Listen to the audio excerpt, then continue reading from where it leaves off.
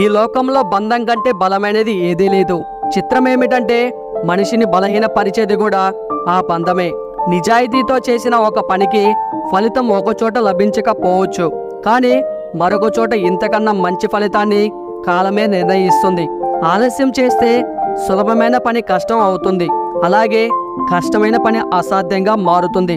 అసలేం ప్రారంభించకుండా ఉండటం కన్నా ఆలస్యంగా ప్రారంభించడం ఎంతో ఉత్తమం. గొప్ప ఆలోచనలు ఎప్పుడూ కష్టాల్లో నుండి మాత్రమే పుడతాయి. అందుకే కొన్ని కష్టాలు ఒక్కోసారి మనిషి తలరాతనే మార్చేస్తాయి. మనం ఆత్మీయులతో పంచుకుంటే సంతోషం రెట్టింపవుతుంది, అలాగే విషాదం సగం అవుతుంది. ఒంటరితనం అంటే ఎవరు లేనితనం కాదు, అందరూ ఉన్నా కానీ మనల్ని అర్థం చేసుకునేవారు లేకపోవడం. 10 మంది మనం చేసే ప్రతి పనిని ప్రశంసించాలని ఆరాటపడడం వల్ల మనలోని బలహీనత బయటపడుతుంది. మన మనసు ఎప్పుడైతే గాయపడుతుందో అప్పుడే సరిగ్గా ఆలోచించడం మొదలు పెడుతుంది.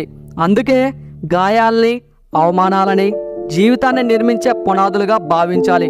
దాచిన రూపాయి నిన్ను ధనవంతుడిని చేస్తుంది, దానం చేసిన రూపాయి నిన్ను ధర్మాత్ముడిగా మారుస్తుంది. ధనం కాటి వరకే వస్తుంది, ధర్మం దైవ సన్నిధికి చేరుస్తుంది. ఈ వీడియో మీకు నచ్చితే please like and share in this video. అలాగే మీకు ఇందులో ఏ పాయింట్ నచ్చిందో తప్పకుండా కామెంట్ చేయండి. ఇలాంటి వీడియోస్ కోసం ఈ ఛానల్కి సబ్స్క్రైబ్ అవ్వండి. Thank you.